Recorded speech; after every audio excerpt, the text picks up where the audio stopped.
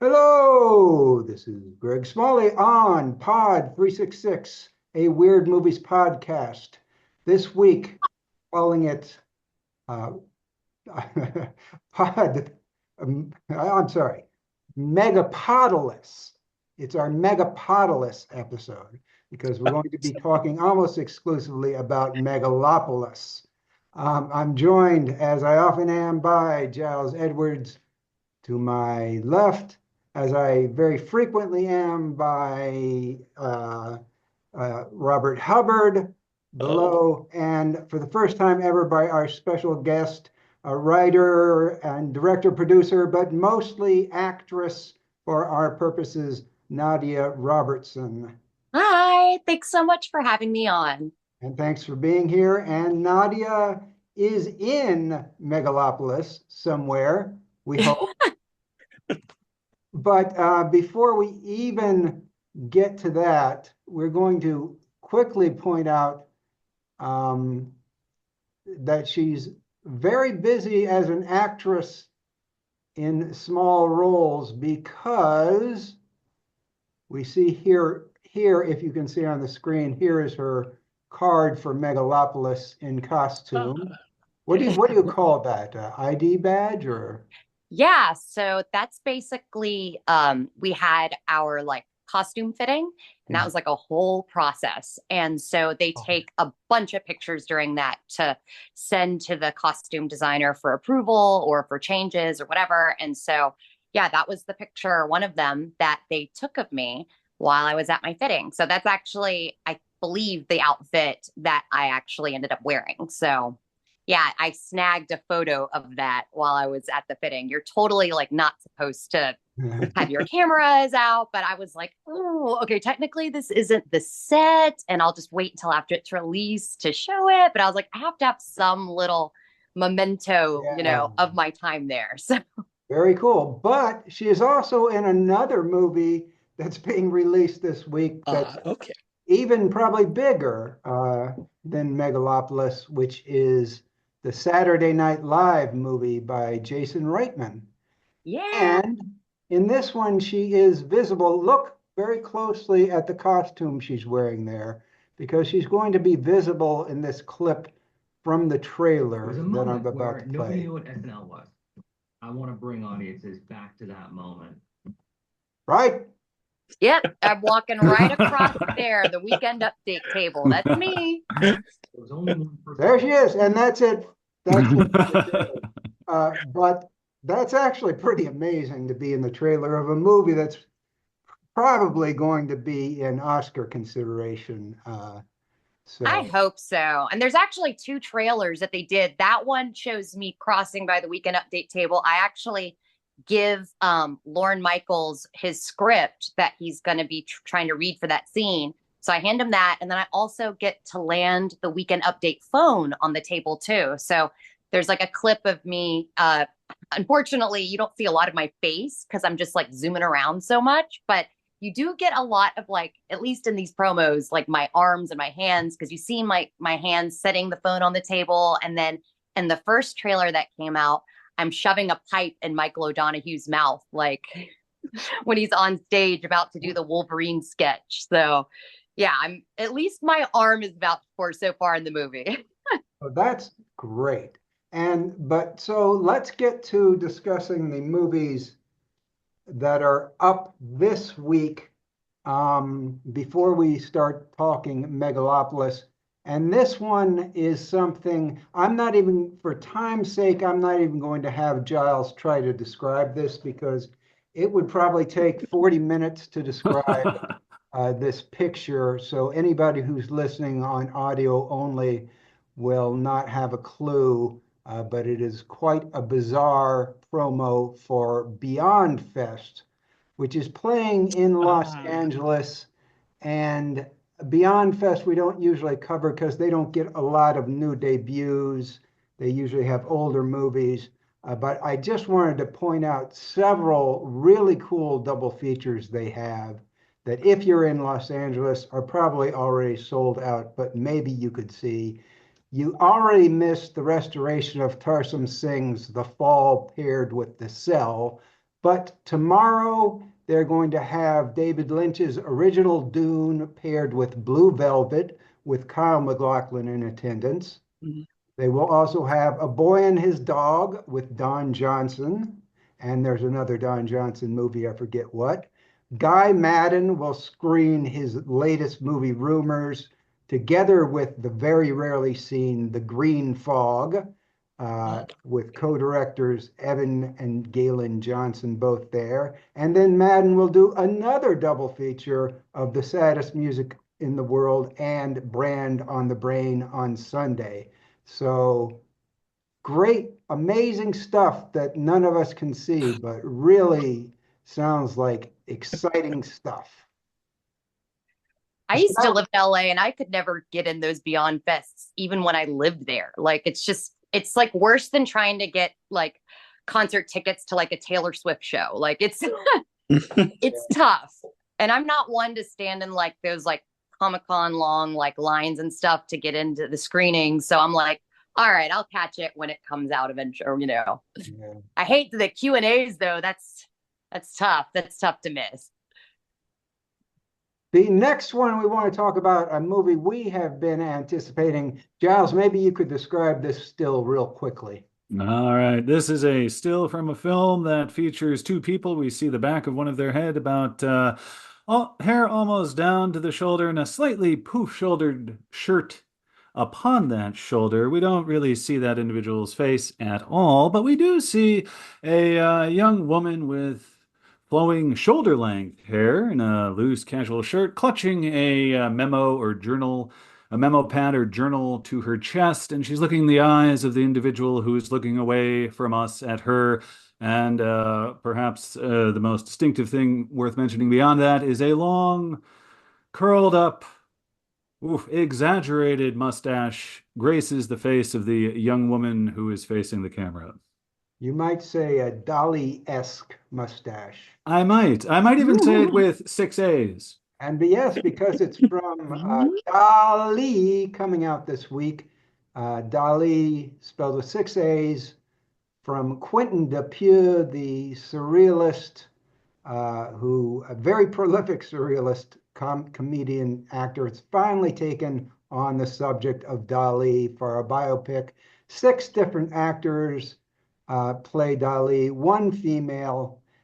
Trailer is out. It's out in theaters this week. We will definitely cover it when we get the chance.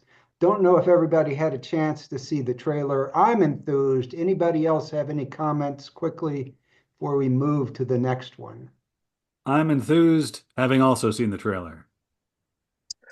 I just saw this trailer this morning, but I'm a big fan of his work anyway. So it's kind of like I'm looking forward to this. Although I kind of wish that they had, for the title, they had just put it like a hello before the Dolly. Hello, Dolly. When it hits the stage as a musical, they'll nail it with that. I watched it this morning for the first time too. I hadn't even heard of it. And honestly, I haven't even heard of the director either. So this looks really interesting and kind of reminds me a little bit of, which is funny, I actually haven't seen the movie, but just from what I vaguely like kind of remember when it came out, kind of, is it like Being John Malkovich sort of, where like multiple people play him, or it's like, I don't know. It just seems like it's, reminds me of that.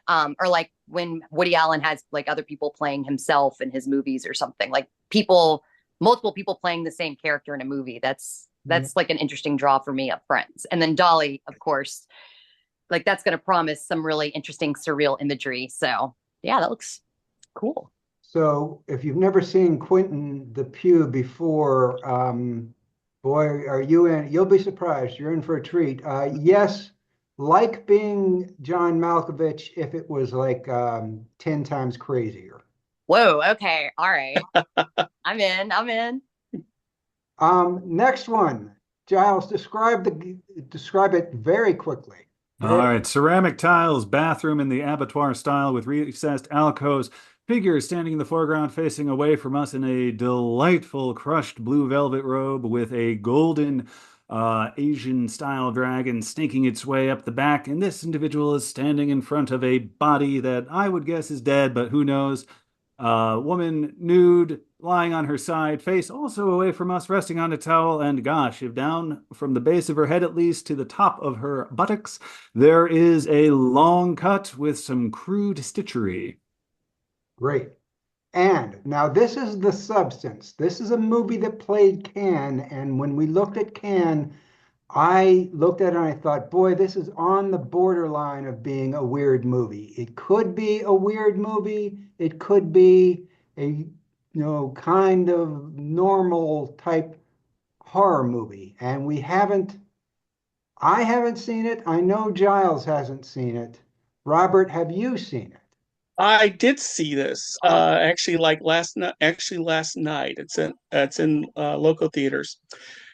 Um, I'm not going to spoil anything, but it's sort of like very much like an 80s horror, like an 80s horror comedy. I kind of thought it was a little bit overhyped, but after seeing it, I can kind of understand all. It does kind of live up to the hype, but it's also people who haven't seen like trauma films or any Frank Heinenlotter film. Uh, Seeing this is they'll probably go like, "Oh wow!" And plus that it has stars, Demi Moore and Dennis Quaid, both who are great, um, and Kubricking. There's a lot of Kubricking going on here. Weird or I don't not? know. I think it might qualify. So I'll wait until you guys see it, but I think it may qualify as. And I do know that Nadia has seen it because she posted about it on Facebook. So tell Oh, us what you thought. oh my God. I mean, I've only seen it once, but I want to go back and see it again at least another time as soon as I can, because just seeing it the one time, like I got out of the theater and then recorded like a 2 hour, I'd say podcast in quotes, because it doesn't have like any of this actual like production value going on with producing. It's literally just me like picking up the phone, hitting record, and just like talking for 2 hours about the movie. But oh my God, yeah, like it's very Kubrickian. It's essentially, it's interesting. It's similar to Megapodopolis to me in that both directors basically took like all of their creative influences and sort of siphoned it into like this one vision. And so you could look at this both movies and just cherry pick so many moments and homages paid to different specific, visual cues or just straight up references to other movies and directors and visual styles. So both movies are just total smorgasbords for any kind of cinephile. And speaking of like Henenlotter and stuff, like I am a huge Henenlotter fan.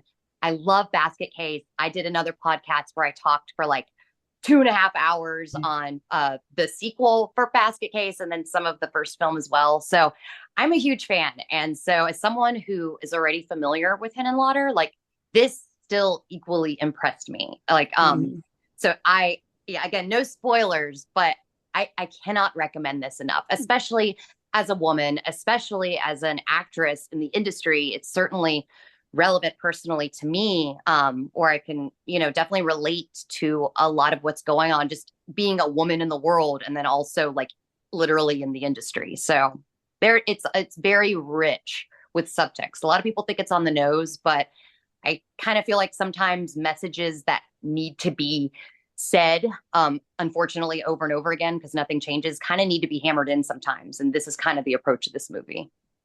All right. Yeah.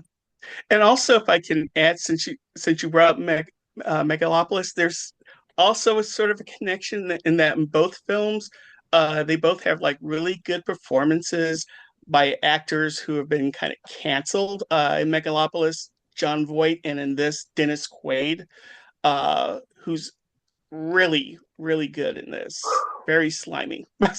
Oh my God. Don't have a shrimp cocktail before the movie. I'll just say that. All right. Yeah.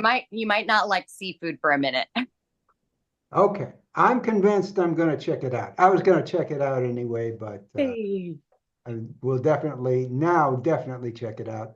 Our last movie before getting into Megalopolis is a Netflix movie.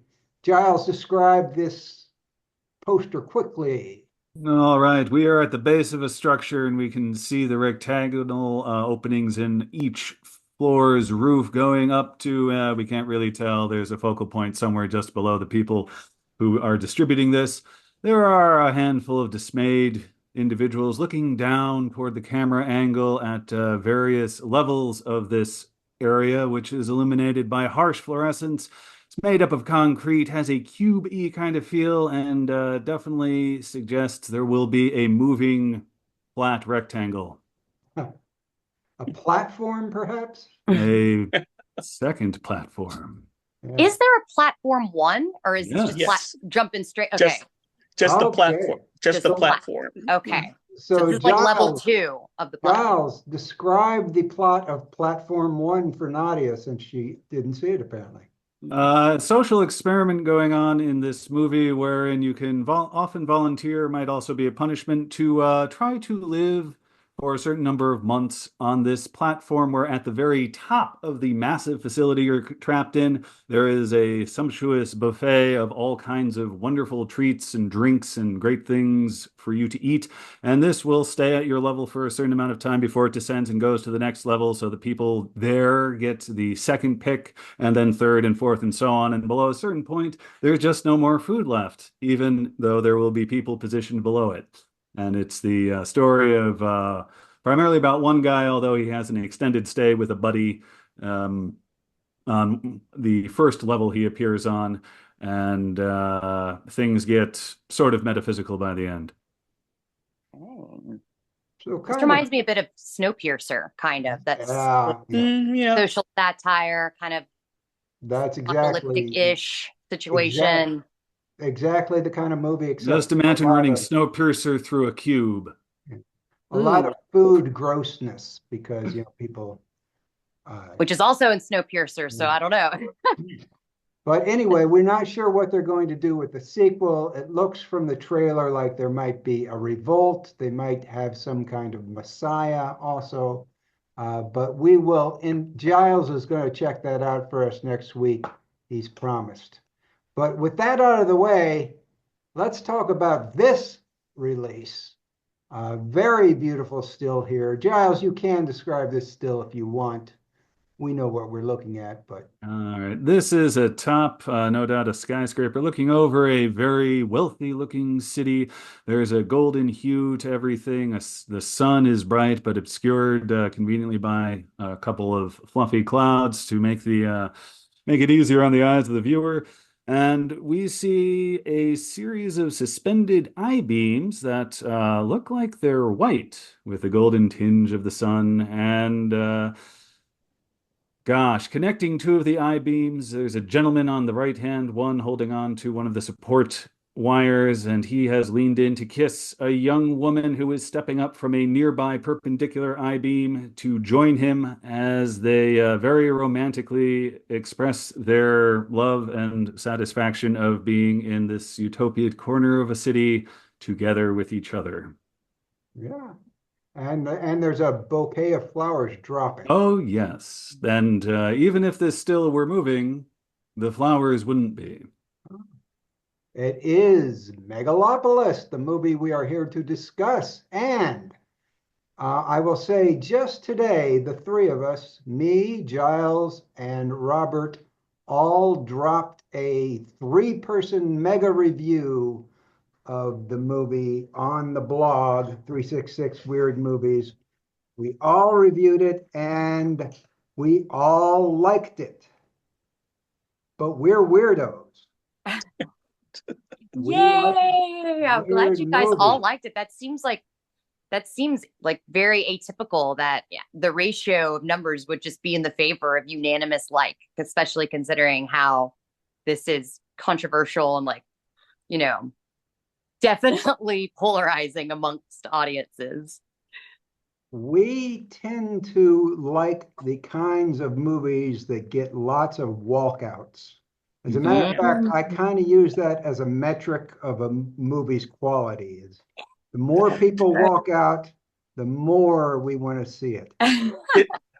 Did anybody walk out of your screen when you saw during your screenings? Or I don't know. Not many people Wow. showed up though. No, yeah, I didn't. There weren't many who showed up. I was sitting kind of close to the front, so I wasn't in optimal walkout observation territory. But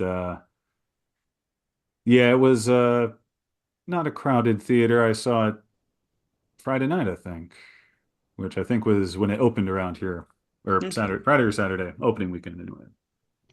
So Nadia, personal experiences aside, you've seen the movie by now, and what do you think of it as a movie? Oh, I love it. I really do. Good. And I love it even more a second time.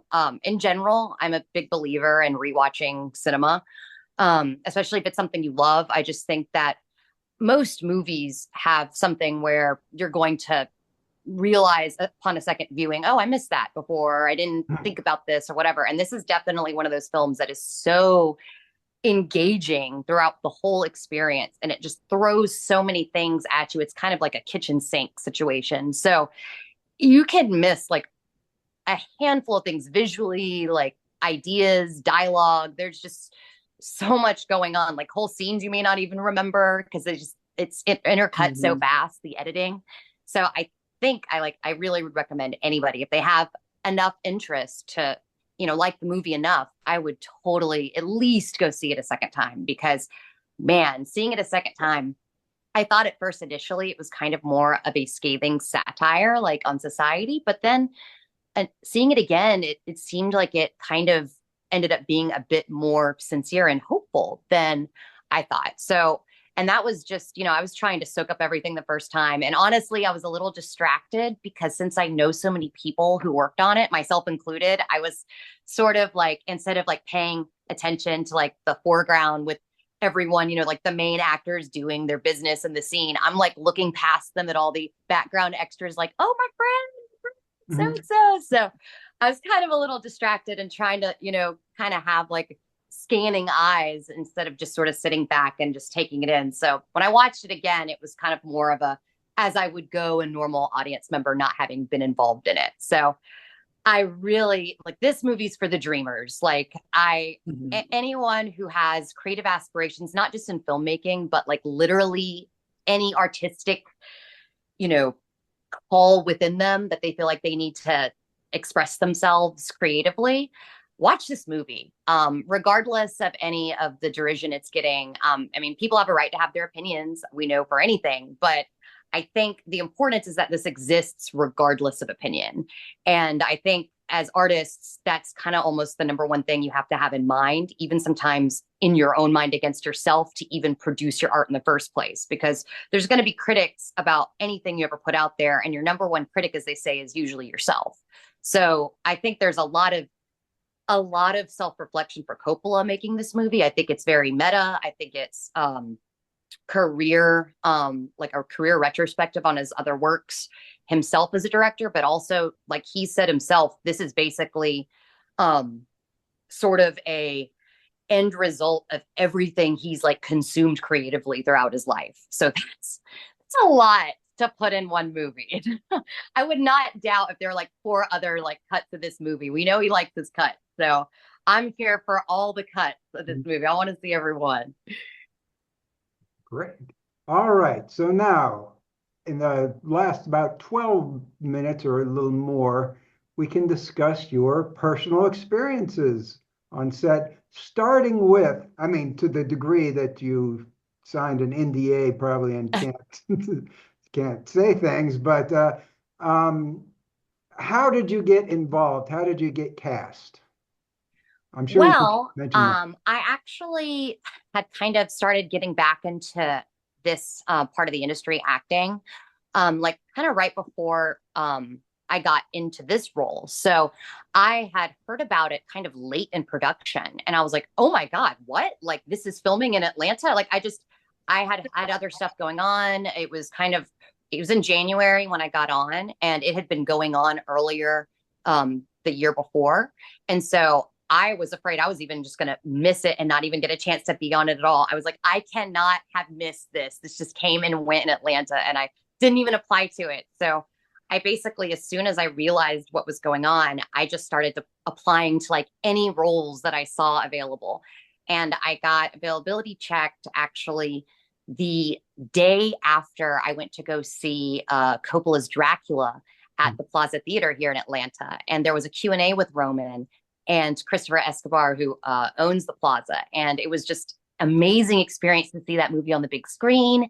And then like Coppola ended up being there with his wife, and he like answered some questions and was out in the lobby like talking to people afterwards. And I was like, oh my God, this is crazy. And then literally the next day I got an availability check to be in Megapodopolis, and then got booked the same day, which sometimes you're lucky to get booked within the same day, you know, if you apply to something. Sometimes it's a waiting game and you end up waiting, and then you see that they filmed the scene. You're like, oh, okay, I guess I didn't get cast in that part. That's how I find out. So this was actually just the timing of it all. I was like, oh my God, so much is going on right now. It was just very surreal to the timing of that to get booked how I did. Now, was this in 2022 or 2023 when you got booked? So yeah, this was last year. Okay, so they had been filming in January. 2022, and at that point there had already been that whole like movie has like been controversial like in every aspect of its production, like throughout pre-production to post to now in its reception. Like it's just always been some sort of kind of scandalous thing, because when I was originally finding out about it even going on, that was the point when like a big part of the creative team basically, I don't know if they got fired or let go or kind of quit. It's sort of vague how that all went down, but like he basically had to replace a lot of his visual team. Okay, so that was after the whole brouhaha with the art department. Okay. So this was like basically fresh after that, because I got in like that was the end of January. I got my booking, and then I was working a week later in the beginning of February. So it was very fast. I was like, oh my God, like something I was dreaming for. And then I was like, oh my God, I'm on set now. Like, okay. So yeah, it was nuts to be reading about it and then to be in it. How many days were you on set, or did they have you on call? Okay, so I meant to go back and look, but I've got to find all my emails because I applied to so many different roles. So I have to actually go and remind myself how many I actually worked. But I feel it's roughly about 6 or so days, maybe a little more than that, maybe about a week.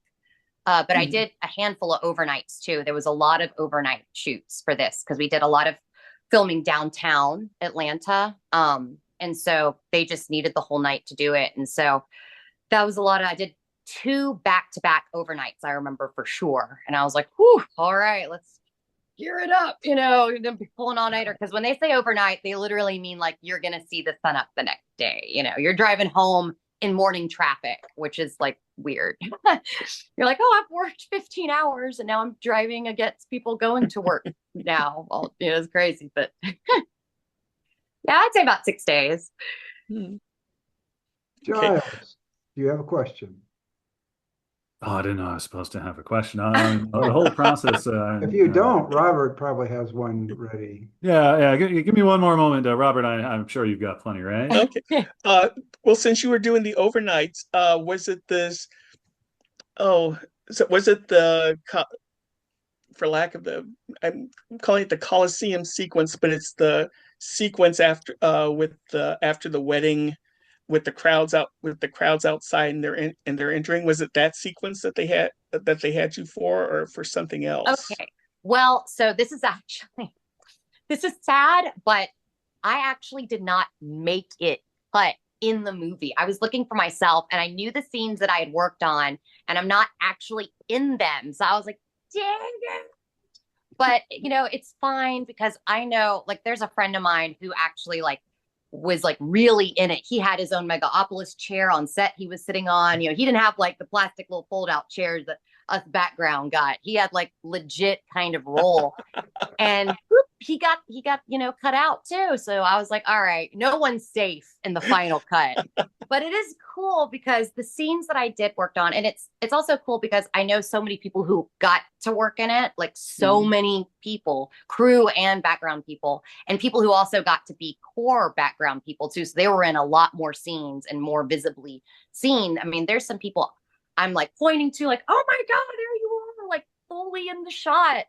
And I actually know the girl who plays Lady Justice. Her name is Ivy Lightsey. I'm friends with her. Ended up working with her on SNL as well. She plays one of the living statue ladies that falls when they're driving by. That's her. And so I kind of, yeah, I live vicariously. Like, even though I'm not like in the cut of the movie, like while watching it in the scenes that I worked on, I'm like, I'm standing right across the street there, or I am like literally off camera right there, like standing watching this happen. That happened a lot for me.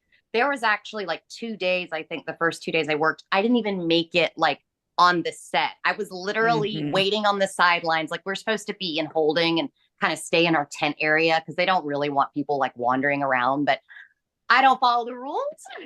And I mean, at least with this production, I was like, I'm not staying in the tent over there. I am coming out and I am watching this process happen. I'm like invested personally in this. I cannot, just sit there and not watch this all happen. So I'm like literally standing there, like in my costume, like watching Adam Driver get dragged out of a car multiple times. Because every scene he's like dragged out of a car twice.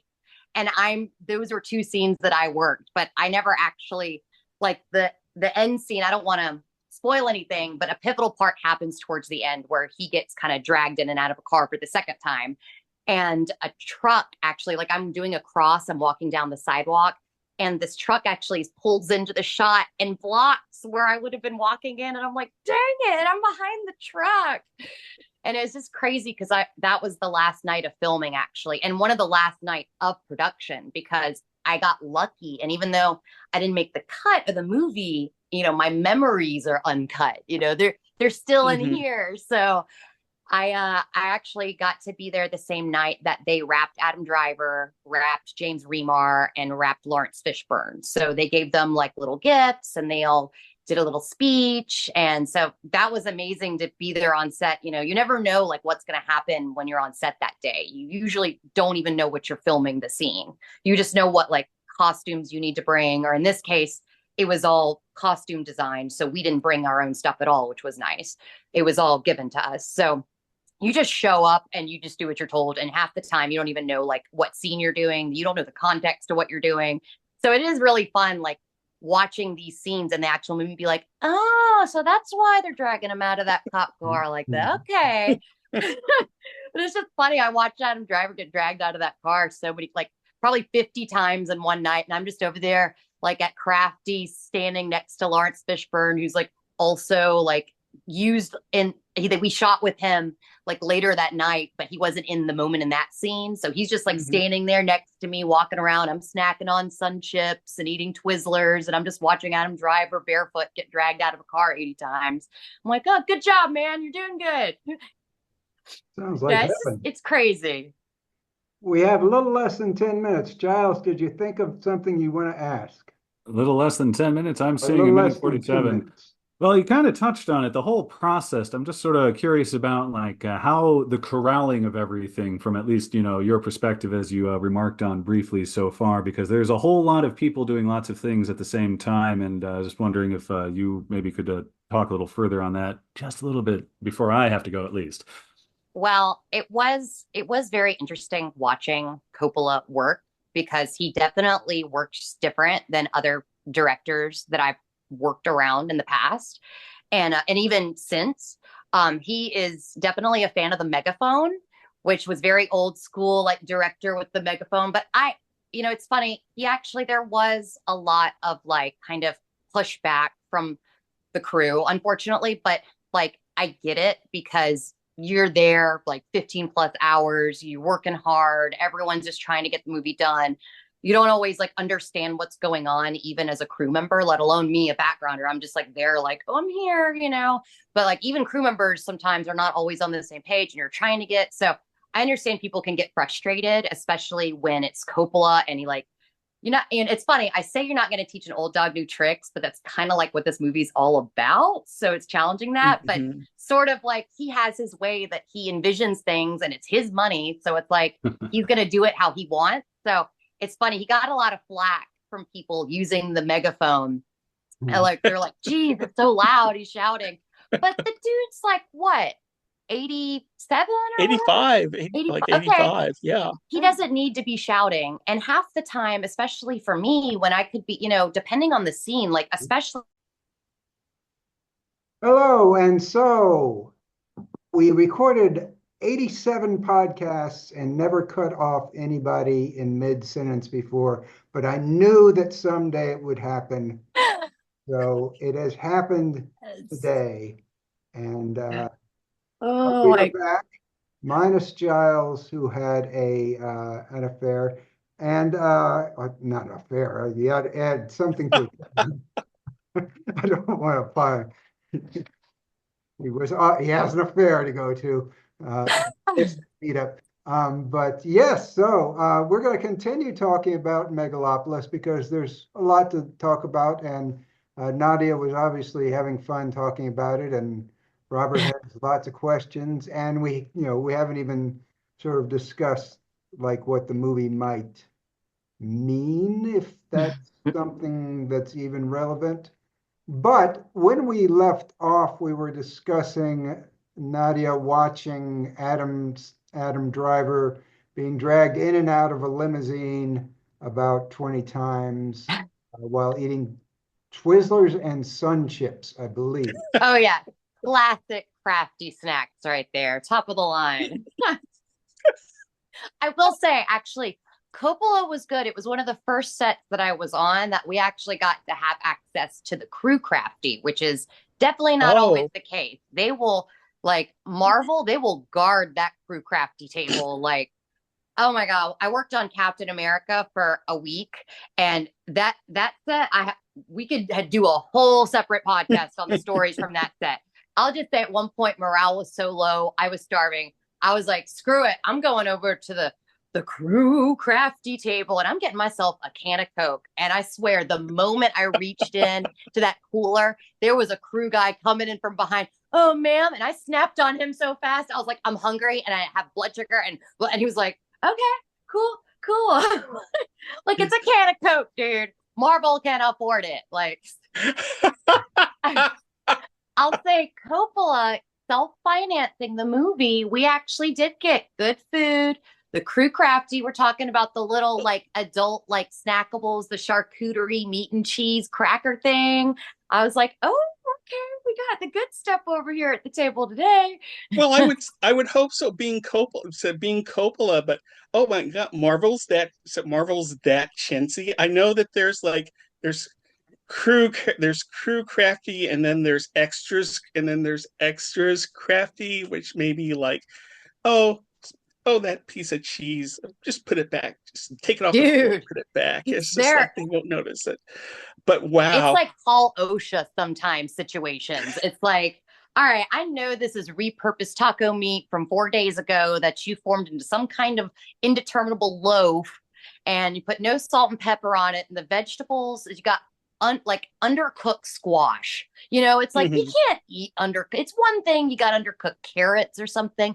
You really can't be eating like a raw squash, I mean, I guess so, but like, really? Marvel, it's wow. So, yeah. So I'll give it to Coppola. Say what you will about the film itself and if it like connected to you on any kind of level, but in terms of like, ponying up the money, like he definitely paid us well and fed us well. And that is not, unfortunately, the standard in the industry for background people. Like it's like a whole thing, especially with the strike last year. And ironically, like not really anything's changed since the strike. Like we had that big 100+ day historic strike, and we're all like not working for months and starving. And then it's like this year it's over, cool. But then there's all these like mini strikes going on still with all the unions that's not getting a lot of talk about. And so, yeah, people are like paying weirdly less now than before the strike. It's like, we're talking like minimum wage with some productions. And now granted, like those are usually like the smaller indie films, but still like, it's like $8 an hour in our year, the Lord 2024, like, like that's just not okay. And Coppola paid well. We got good, like I said, good crafty, good food, even if it was long hours. People talked about him like getting high and like smoking up in his trailer and taking hours to come out. And, I mean, hey, I was chilling on set. I was cool. I was watching everything, everyone. I was just happy to be there. So if that's actually what happened, again, to me, it's like you're paying everyone literally out of your own pocket. You're not like blowing some other producer's money or the studio's money or whatever. Like if it's all your money, then like you're paying people to be there. Sure, I'll sit around and snack on food if Coppola is like smoking a joint in his trailer or whatever, and then comes out with this idea and it's like, all right, let's do it. I'm like, okay, all right, let's go. Green, go time. I don't know if that's true, but that's one of the many controversial things that's like surrounding this movie. So I don't know. I didn't smell it coming out of a trailer. And I was walking around that trailer too. I didn't smell it. So he still has the trailer on set where he kind of well, you were talking about sort of like the well, I'll say though, he has that trailer, but he was 100% walking around. Yeah, he was there directing. Like he was sitting on like a little stool kind of thing, and he had his little megaphone that he was talking to people like old school style director, which again, I appreciated, because if you're in a big scene, like the Coliseum scene, like we were talking about earlier, and you've got 500 extras or whatever, like 85-year-old man can't be shouting directions to people, because the second ADs and the PAs can tell people to please stop talking all day. And they literally do. Like we'll shoot a 15-hour day, and 10 times every hour, they'll be like, shh, we're still working. We're trying to, and they'll have to, I hate it because I get it. Like some crew members will literally talk to us like children, and you get frustrated because you're like, all right, now, like, we don't got to do this. But then there are people that you're like, dog, like, shut up. Like we're trying, it is like 4:30 in the morning. We're trying to get this scene done. I don't care about your life story right now. Like, can we just be quiet? And so Coppola can talk to his, assistant or whatever, and everyone can hear each other in the direction. So the megaphone thing, that got some, flack from people, but I was like, I wish more people, like directors, would use a megaphone. Like, yeah, he was out, he was walking around, he was involved. So I don't know, there's rumors and stuff about him getting high and like staying in his trailer all day. And I know that he's directed from his like silver streamer or whatever he has. That was back. Oh my, like One from the Heart, like early 80s. And I think when the rumors, I mean, 40 years or so ago. But I was going to say, because what else did you notice, sort of like in terms of his working methods, like how he worked with his DP, and like even like when he was setting up shots, staging things, did he kind of like or the things that maybe that he had an idea that he added, or had to like stick very specifically to the written scene that day? Anything like that you noticed? Well, from my own personal perspective, like unless he was shouting in the megaphone, or like literally he happened to walk by me, it's really hard to hear what's going on set. Like in general, like sometimes it could get so loud, like someone could be literally a foot from you and you're like, it's like being in a loud bar sometimes. So it's hard to actually hear, especially with him being older, his voice is just not like booming. And then we did like I'm trying to think, I think literally everything I shot was all outdoors. So there's that too. And then like one scene I shot is the scene where he is showing his like new technology out, and it's like kind of it's got like a little exhibit where you can go and kind of see kind of the beginnings of the new with Giancarlo and the actress Catherine the mayor Hunter. and his what Catherine, that scene when he's kind of showing that was my first day shooting, was doing 2 days on that scene.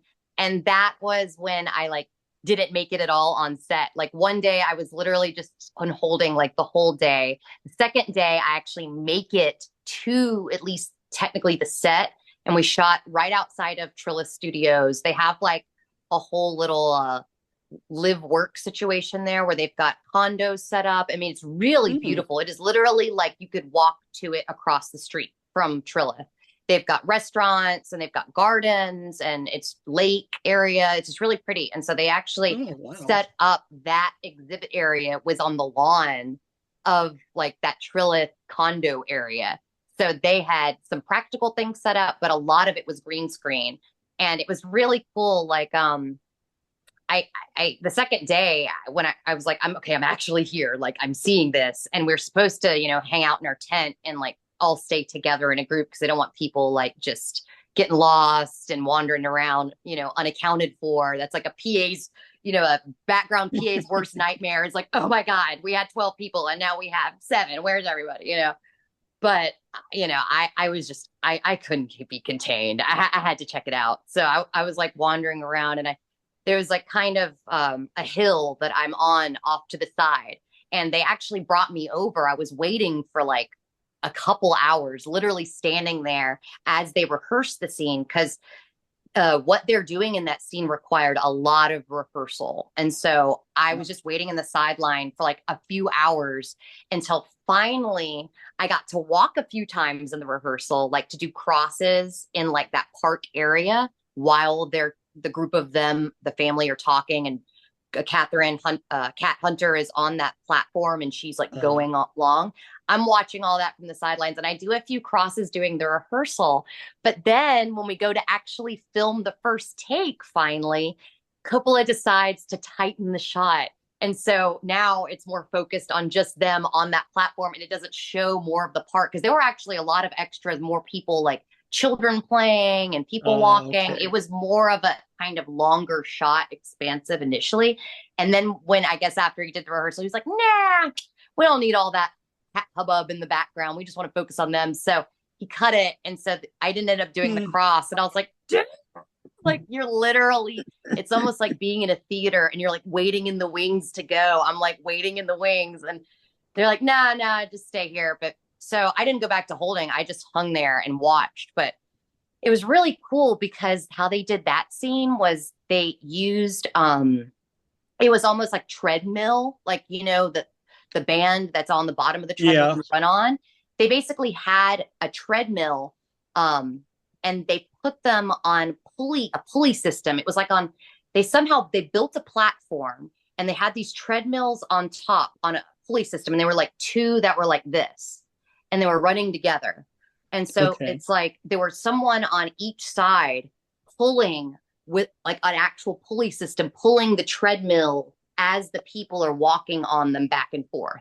So it required a lot of practice because, especially like Cat Hunter, she's like an older actress as well, like in her 60s or whatever. So, she has to jump. She kind of goes in between the 2 of them, and she's having to kind of as these 2 things are kind of they're trying to keep them side by side, but since it's manually being pulled, it's kind of like, they can't quite. So she's having to jump in between the 2.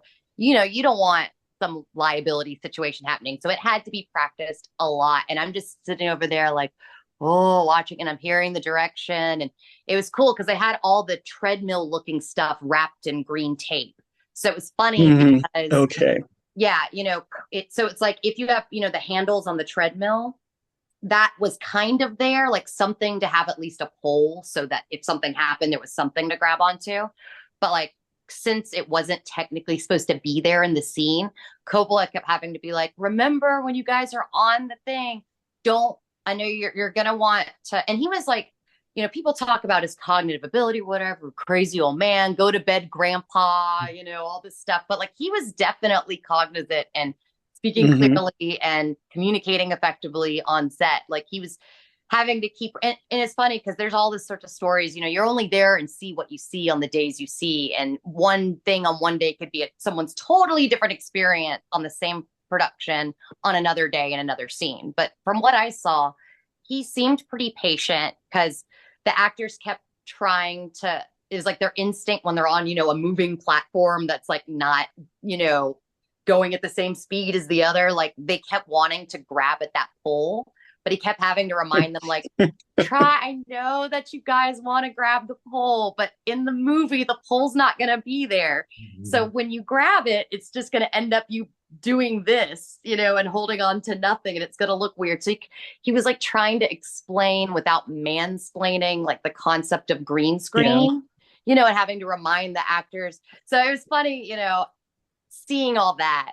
And it was cool, Roman was there, and Okay.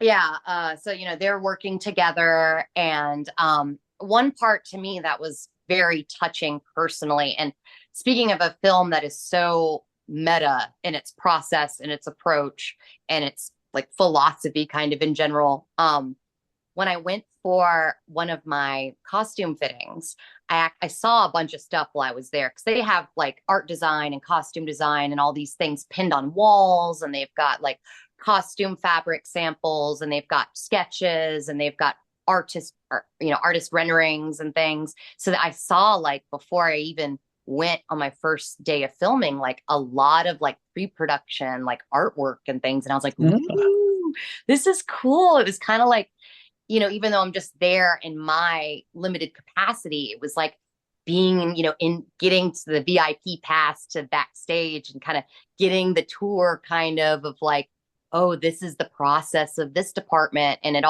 it's like the process of the costumer, who is, what is her name? It's like Milena Copinero or Oh, yeah. I have to look at the credits but again. she's like 4-time Oscar winner with Kubrick, Wes Anderson, Coppola.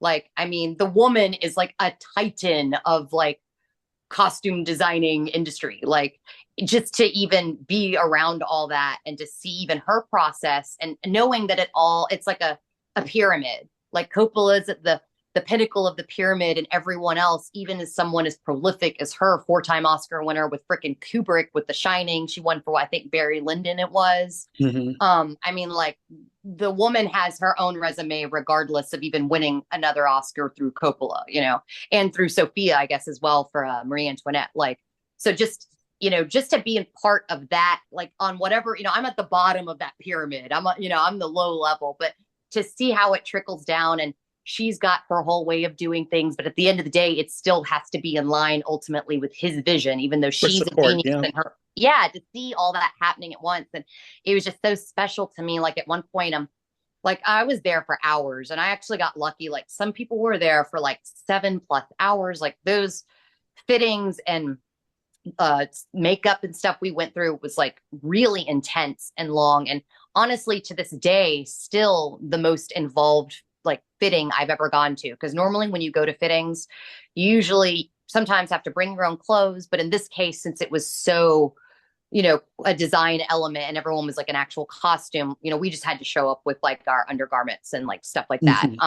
Which was nice, because that means I didn't have to lug a big suitcase of my own personal clothes I had to drag out of my closet, which is always fun, because you're kind of like, I'm,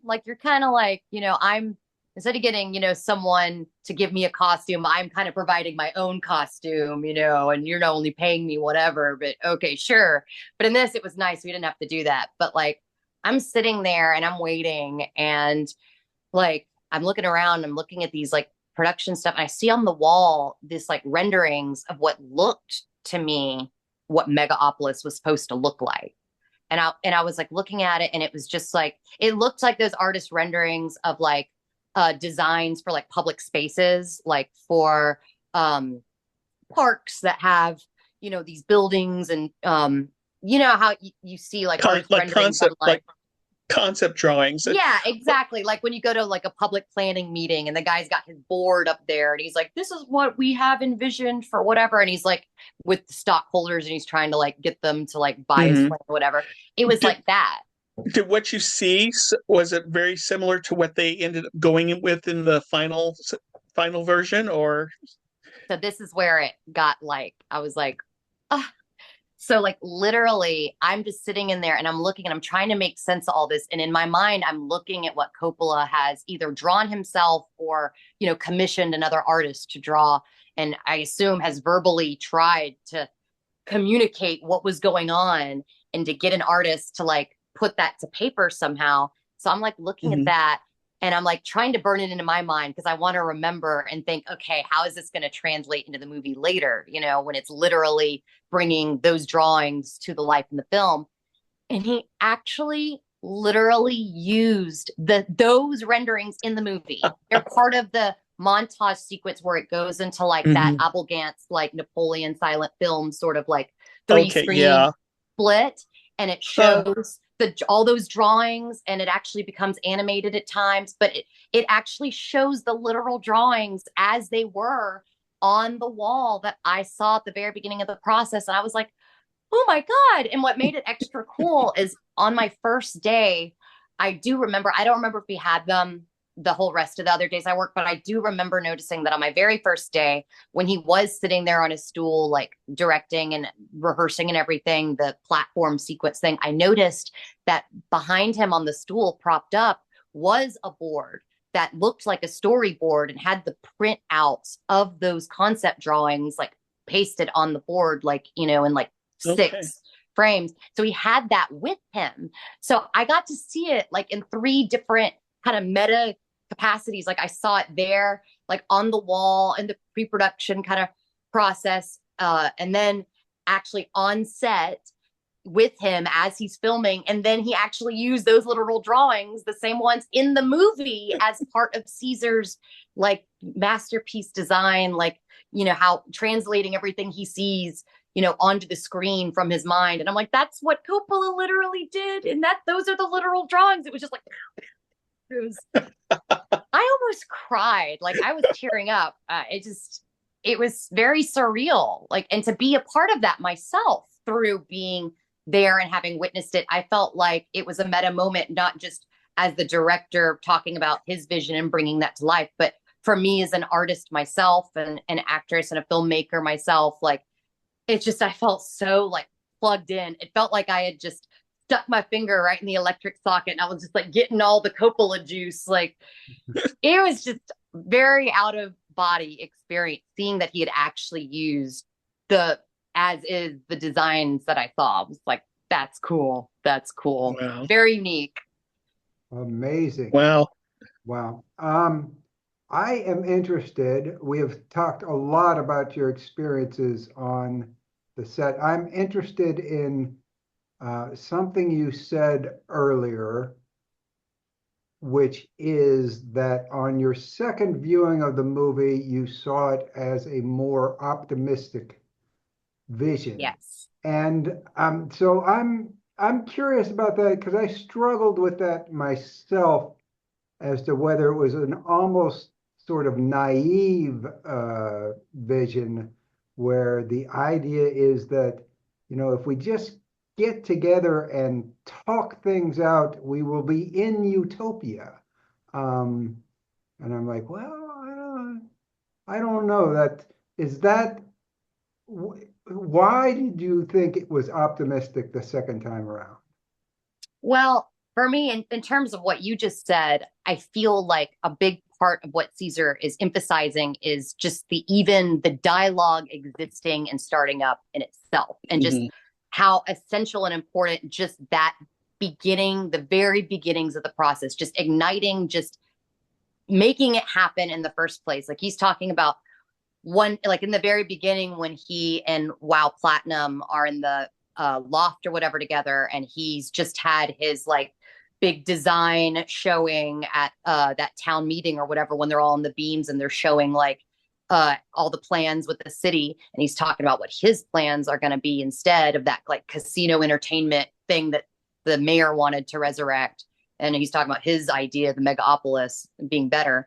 Like he walks in and talks to Wow and shows the news like about how Megalopolis has been introduced and his idea is being discussed. And he says that one day, Megalopolis will be building this and this will be happening. But what's important is that the dialogue about it at all is happening now. Like everything has to have an initiation of some sort. Like there's always that initial beginning, just like the Big Bang with the universe. And you talk about like, God, I mean, this movie has so much like philosophy and like science and like astrophysics. Like there's so much involved talking about like T-symmetry and all that, like that they bring up in the movie. Like you talk about how if you want to use like a point of reference in time, like the Big Bang Theory is like a point in time for which like everything is relative, because before that time was like Right. all a sphere. And so something happened in that point in time, everything else is relative to that one event. And I feel like with Megapodopolis, and even like within the context of the movie, with Caesar wanting to start that idea, and then also Coppola spending 40 years to make his idea happen, I think a lot of it is not necessarily being naive enough to say that just because we have these dialogues, just it's like an A to jump, we teleport from having the dialogue to having the solution. But if we don't have the dialogue, we can never have the solution. And I think that that's in regards to that, I think that's what he's trying to say. As a big part of that is just the fact that this movie is even out there, that it even got to happen. People are talking about it.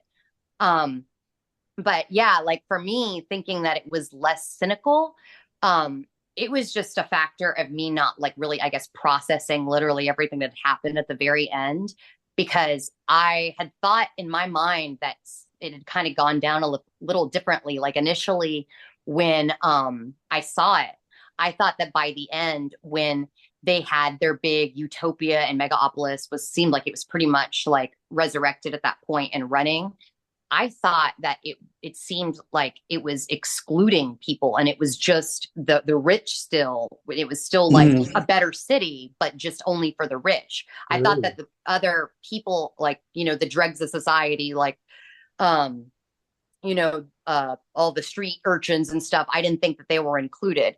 But I guess in my mind, I got it mixed up with because there's two kind of big city scenes that happen basically back to back within like not that long at the very end there.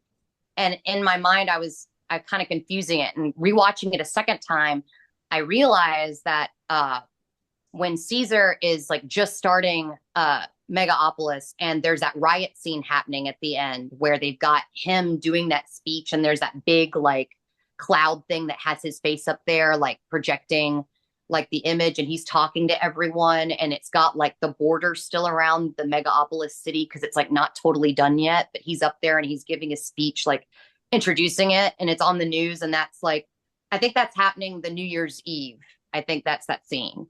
And so like in that scene, he's talking about Megapodopolis being so great, and this is his plan for the future and how this needs to happen. And he's like talking about how, and he's like looking at the street urchin, like, especially there's lots of children shown in this movie, which is interesting because the children are the future. And kind of like Apocalypse Now, it makes me think of that scene when he wakes up and all the kids are looking at him through the hut or whatever. Like Coppola seems to have a lot of thematic fascination with like children, and that being representative and metaphorical, especially like with Godfather and what happens, casting his daughter in that, right. And then what happens to her character in that. Like there's a lot of going on with like kids being associated with the future, and if we're leaving a future for them or not, and if the future that they have to live in is even viable.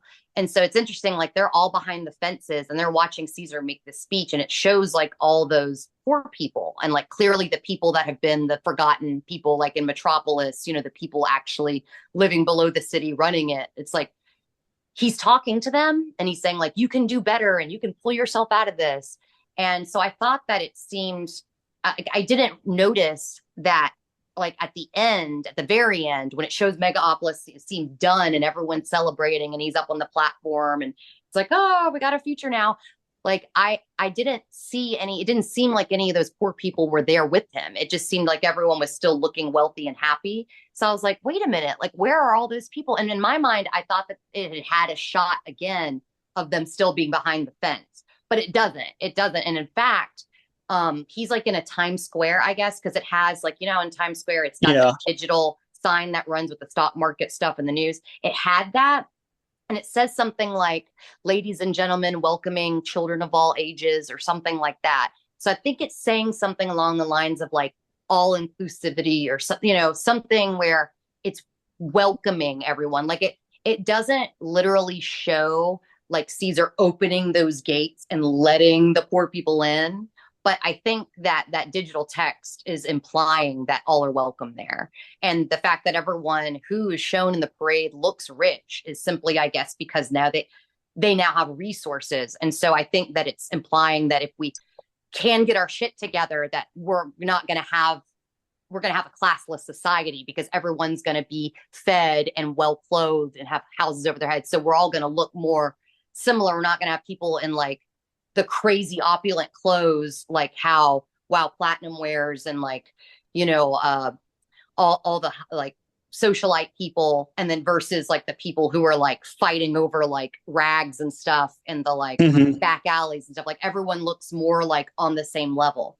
So when I realized, I was like, oh, okay. So I thought that it was more like a satirical ending, like, oh, he found his city, but it's still only for the rich people, and it's not actually making any change at all. Like it's just better for them. But I actually do think that it is inclusive. And I thought that that title card at the end of it, where it was like, we pledge allegiance to, you know, all of mankind and women and children to basically like do good to each other and the world. Like, I thought that at the end of that, that was kind of more of like, this is what we actually need to do. And Caesar didn't really do it. I do think that it shows that Caesar is achieving that, and that this is, you know, the end goal. And I think that I do believe that he did make a change inside of him. And the fact is that he's not perfect. And it shows. I mean, it's funny. People talk about in the club scene, you know, he's mocking Julia, but then like it has this whole like Fear and Loathing sequence where he's doing all these drugs and he's like, woo, you know, so he's a party boy too. And he's obviously been caught in all these scandals and stuff, like sex scandals. So it's funny because he's hypocritical. And that's a big part of a lot of, I think there's just a lot to talk about, because it seems naive, like, oh, these are kind of overly simplistic utopian ideals. But then it's also recognizing that like even the philosophers who even created these ideals in the first place, they're still human beings at heart who have their own flaws. Like, you know, I mean, Einstein, all these people, all these inventors and all these people, like, you know, they still had like their own personal problems and hangups that they have to get past. And even like on a creative level, have to get past themselves to even make those visions and discoveries even happen. So I think it's coming from a place of like realizing your flaws as an individual, as an artist, and like what our flaws are as society, while very openly making fun of them. Like, I love that this reminded me so much of Don't Look Up, Adam McKay movie, which came out right after everything with 2020, 2021. Like it might've been the beginning of 2021, I think. And that movie was so cathartic for me. Like after everything I saw live in 2020 between the pandemic and like, you know, like civil rights movements and just like humanitarian shit, I was like, oh my God, like that movie, a lot of people also accuse it of being on the nose, like Megapodopolis. But I do feel like both of them have a similar sort of very like open humor to what they're doing. Like there is a lot of just straight up almost slapstick jokes in Megalopolis, and people think, you know, attribute that to being very tonally uneven. But and it may be. I mean, I'm not saying the movie's perfect, and that's the thing. I don't think it's even trying to be perfect, and even questioning the idea of perfection in art in general, not just in movies. Like, can there be a perfect movie? I don't know. There's a lot going on in the movie. Like you could just like, I see that we got a countdown. Like I'm not trying to take a bullet. Like we could talk 2 forever. minutes. Oh, wow. 2 minutes. We do have a little more than 2 minutes, I think, but I wanted to set it a little earlier, so hopefully we don't get cut off again. I do need to see the movie now a second time and look for that optimism rather than naivety, and also wonder where are all the poor people in the movie, because it's mostly set among the wealthy, but it could be because in this society, you know, it's a classless society and everybody's basically well. I think also part of that might be in terms of the unevenness. I mentioned that it's kind of this mashup, and it's more like there's like a little bit of silent films, but the main story is sort of slightly patterned after like screwball, like the 30 screwball comedies and like 40 thrillers. It has sort of that feel. It sort of has that feel, and where the characters in that, you know, it's all very affluent. the poor that are mentioned, I think outside the Coliseum, when you see them outside the fence, they're watching the celebrity walk go in. And I noticed that at the end, there's not a lot of the crowd, but I think that's a deliberate choice.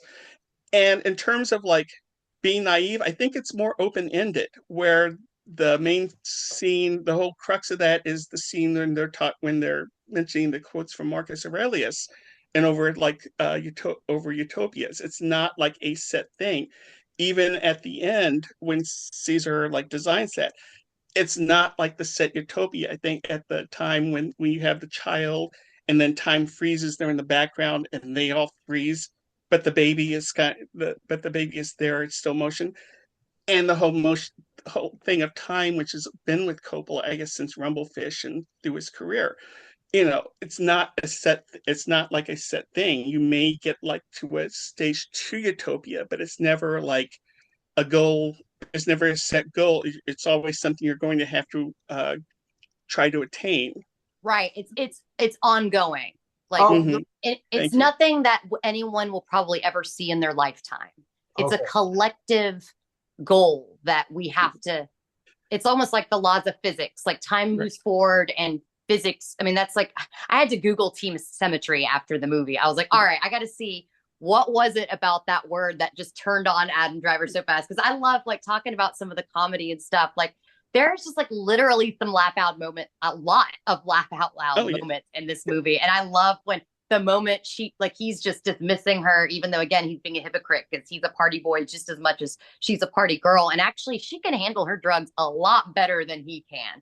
Right. Like she drops that T symmetry on him and he's like, are we going to have to do a third session? Or are we going to, we got less. Are you up for a third session? I can do it. I don't mind. Do you want to do a third session? I don't want to hold you guys up at all. I mean, like I said, this is a movie you could talk about ages. And I think that's the point, is that, again, it's about the dialogue. So, and we talk about how if the vision of that utopia is something ongoing, well, the dialogue, I guess, we could theoretically be ongoing. So we could do a 4th, a 5th, a 6th, probably. I mean, and just that's exactly how Coppola would want it. Let's do a follow-up when it comes out on DVD. How's that? And that'll give more people a chance to digest it and see it, at least once, if not multiple times. So yeah, people are going to be thinking about this one, hopefully, for a long time. But for now, let's sign out. Didn't get to a lot of things, but thank you so much. Weird. Yeah, I guess that is the word for it. Weird.